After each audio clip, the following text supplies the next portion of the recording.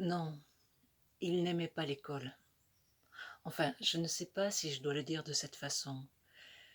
Disons plutôt qu'il avait peur des autres enfants. De moi aussi, je crois.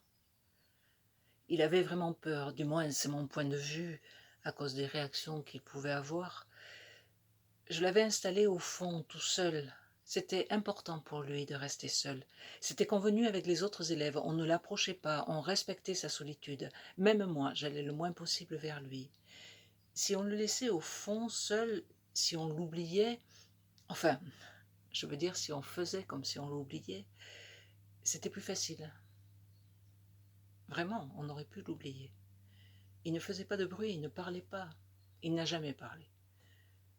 Je pense que c'était de naissance, mais ça a toujours été compliqué d'avoir des informations à son sujet. Ce qui était très particulier, c'est que si l'on s'approchait de lui, il se mettait à grogner.